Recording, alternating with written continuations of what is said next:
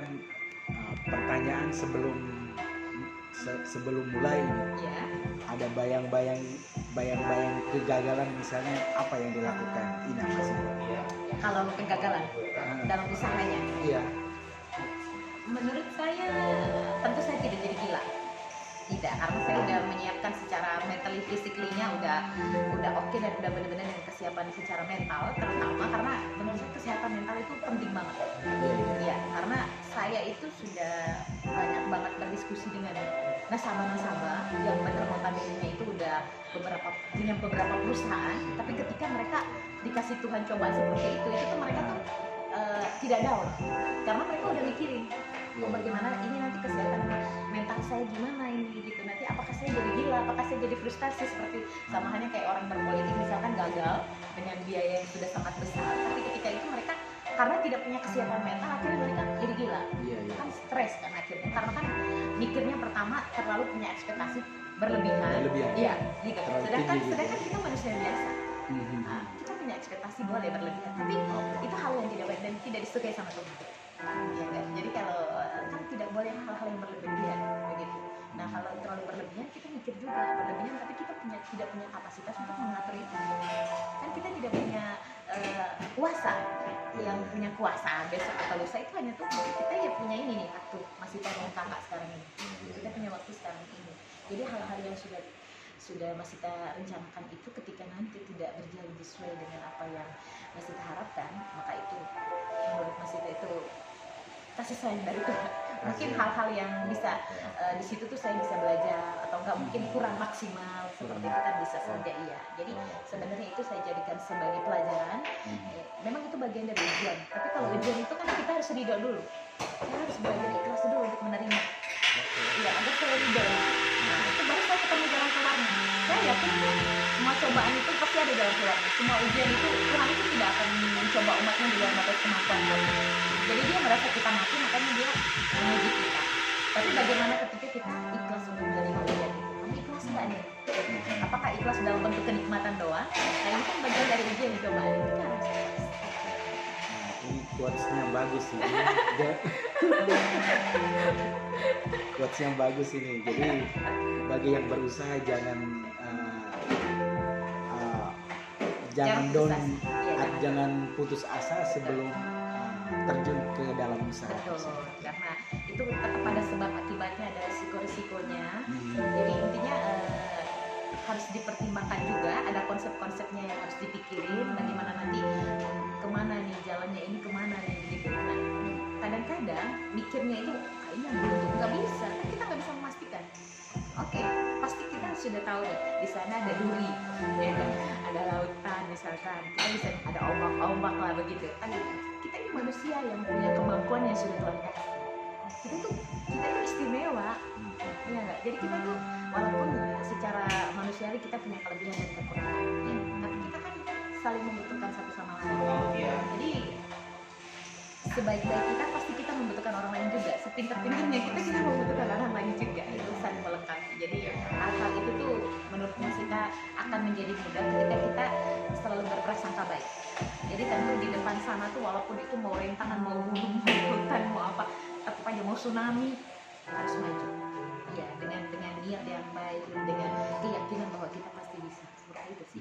Walaupun mungkin kalau hanya bicara aja itu mudah, tapi kalau saya tidak bisa menjalankan, kayaknya mentaknya di ucapan aja gitu. Jadi saya harus berpikir, oh iya ternyata begini ya. Kita harus mencoba dulu baru kita mengetahui. Ini saya harus bertanya nih, karena kalau tadi menyebut, kalau kita menyebut BUMN sekarang kan enggak ini ya, saya tidak menyebut itu, tetapi saya ingin mengatakan berarti orientasi Ina jangkai panjang ini sebenarnya mau terjun ke politik, dunia politik. Iya, betul. Semenarik apa sih dunia politik gitu? Karena yang pertama passion saya tadi suka berinteraksi, ya suka berbicara.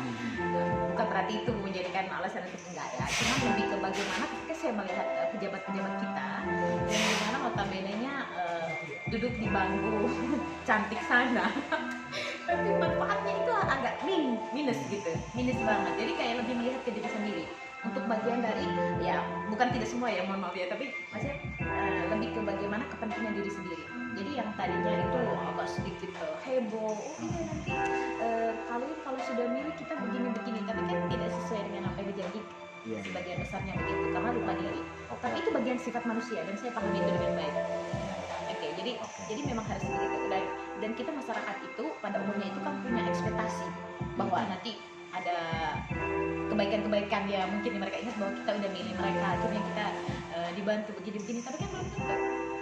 Iya, jadi lebih ke bagaimana itu kepentingan sendiri sih.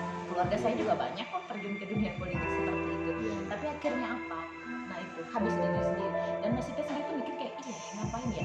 Karena orang itu mungkin karena dengan pola pikir ya, pola pikir yang ya udahlah gitu. Yang penting dia duduk di sana, dia punya jabatan seperti ini, ya udah dia bantu juga secara apa ya, garis besarnya aja sih. Jadi tidak lebih ke spesifik, dia memperhatikan secara detailnya, oh begini gitu.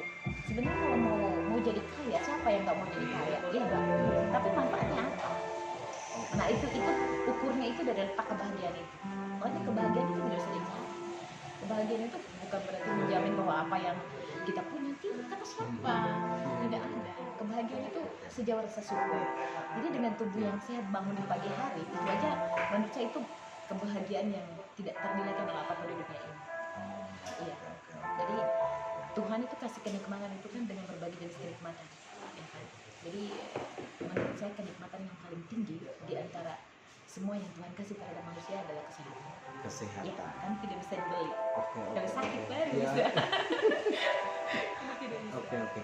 Nah, rancangan usaha yang akan digagas oleh Ina Masita seperti apa? Apakah tadi menyebut pusatnya di Jakarta, kemudian cabangnya di Kupang, kemudian di Lewot, itu seperti apa? Maksudnya konsep kasarnya yang dirancang seperti saat ini yang mau dieksekusi nanti bulan Mei nanti. Nah. Jadi dengan beberapa teman kemarin itu sudah survei untuk bikin brand sendiri itu, dan mereka menyuruh bahwa Masita pertama itu harus cari lokasi dulunya strategis, paling tidak itu dekatin orang-orang yang benar-benar itu anak-anak muda di sana yang benar-benar suka nongkrong, yang bisa membaca situasi dan momen-momen di sana di mana oh iya ini nanti daya belinya tinggi, oh ini nanti pasti mereka cari dengan musim-musim tertentu, misalkan mau lebaran, ya maksudnya mau puasa juga, itu kan memang momen-momen yang benar-benar tuh kayak orang butuhkan baju-baju seperti itu muslimah gitu kan.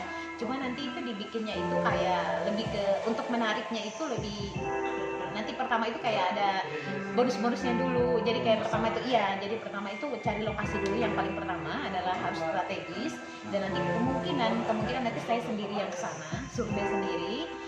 Ada beberapa juga saya udah nanya kakak, mereka kan keluarga di Kupang banyak, jadi Mas Ita udah sempat komunikasi juga, nanya kak nanti menurut kakak gimana yang misalnya itu yang bisa untuk jualan begini, tapi Mas Ita tidak bilang kalau Mas Ita yang buka, jadi masih ke garis besarnya. Nanti ada teman saya mau bisnis begini begitu, oh iya nanti di sini tuh bagus gitu. Jadi ada adik-adik di Lewat juga saya udah komunikasikan untuk bagaimana mereka berminat atau enggak, dengan saya menjelaskan, mengarahkan pikiran mereka bahwa kalian tuh harus begini, tidak boleh stuck di kampung, karena kalau enggak kalian tidak berkembang. Secara emosional itu akan terpengaruh dengan lingkup kecil yang benar-benar membawa mereka ke hal-hal yang negatif seperti itu. Jadi tidak, perkembangan dirinya kurang. Seperti kasihan. Dan saya pengen adik-adik saya itu jauh melebihi saya, bahkan melebihi orang-orang yang hebat yang ada di sini. Kenapa enggak? Di sana kan pintar-pintar semua, hanya saja pengembangan secara emosionalnya kurang, edukasinya akhirnya terpengaruh dengan lingkungan yang memang benar-benar tuh notabene pikirannya kan dengan pola pikir yang ada di depan mata begitu. Jadi tidak dalam pengembangan secara garis besarnya. Berarti ini penggambarannya seperti saya bilang, mengembangkan entrepreneurship. Entrepreneurship ya. Betul. Jadi kalau bahasa usaha pemberdayaan ya, pemberdayaan kepada kelompok-kelompok yang mungkin selama ini tidak melihat peluang itu, lalu edukasi mereka untuk bisa terjun ke usaha seperti ini. Betul. Jadi untuk secara spesifiknya sih gini, Kalau kata orang, kita itu merasa cukup ketika kita harus punya mobil, punya rumah yang mewah begitu. Tidak. Kalau menurut Mas Ita, sampai detik ini itu saya sudah merasa cukup yang Tuhan kasih terhadap saya. Sudah merasa cukup, dimana saya bersyukur dengan apa yang sudah Tuhan kasih. Perjalanan takdir itu kan saya tidak bisa memastikan bahwa nanti saya begini-begini kan, tidak, tapi saya bersyukur. Jadi bagian dari rezeki itu adalah ketemu orang-orang yang menjadikan itu sebagai pengalaman pribadi buat saya. Nah itu tuh bagian rezeki yang paling berharga buat saya, karena pengalaman itu tidak bisa diulang waktu ini ya. Dan saya tidak bisa dapatkan secara cuma-cuma kayak gitu, karena mungkin mereka ngelihat Mas Ita, oh iya, jadi kita sama-sama berbagi. Dan pengalaman itu buat saya itu sangat penting sih. Nah itu yang membuat Mas Ita yang benar-benar kayak, oh iya ini kenapa saya tidak merasa cukup, sedangkan Tuhan begitu banyak kasih orang-orang baik, kebaikan-kebaikan lainnya begitu. Jadi tidak hanya berupa materi begitu. Nah itu tuh yang membuat Mas Ita, oh iya ya, kalau kita merasa cukup maka semua akan baik-baik aja. Tapi kalau kita walaupun dengan penghasilan besar, tapi kita merasa tidak cukup, maka itu tetap kurang terus. Walaupun terpenuhi, tapi tetap kurang, merasa kurang kayak gitu. Iya, tetap kurang gitu. Dan kalau untuk adik-adik yang nanti saya libatkan dalam bisnis saya ini, itu tuh saya pengen mereka itu happy, enjoy. Jadi untuk manfaatnya itu untuk lebih ke diri mereka, bagaimana mereka nanti mengembangkan ke keluarga mereka atau lagi ke adik-adik mereka seperti itu. Jadi Mas Ita tuh pengennya kayak kalian itu harus punya nilai, harus ada manfaatnya. Kita wanita itu harus bahagia loh. Jadi saya lebih fokusnya ke wanita sih, kasihan. Karena menurut saya wanita ini kan makhluk yang paling lemah ya. Paling lemah, lalu bagaimana ketika tidak dibekali dengan ilmu, maka dia akan gila dengan perasaan. Harus dibekali dengan ilmu. Karena menurut saya zaman sekarang tuh zaman-zaman gila yang benar-benar itu tidak bisa dikontrol. Nah pergaulan bebas seperti itu. Jadi edukasinya itu kurang sehingga mereka terjebak dengan pergaulan seperti itu kan, kasihan ya. Mungkin mereka dari keluarga baik-baik, tapi kan dengan pengaruh hal-hal seperti itu akhirnya mereka terjebak. Nah itu yang masih sedih, saya kasihan. Jangan sampai masa depan mereka itu mentok di situ. Ketika mereka memutuskan maaf tapi kecelakaan lalu menikah, lalu mereka disia-siakan, lalu mereka tidak berkembang, akhirnya begitu. Jadi kayak ya udah kasihan gitu loh. Maksudnya ini kok hidup kok cuma sia-sia gitu loh. Kalian itu cantik, dari keluarga baik-baik. Sebenarnya banyak hal yang dari dalam diri kalian, potensi harus dikembangkan. Gitu.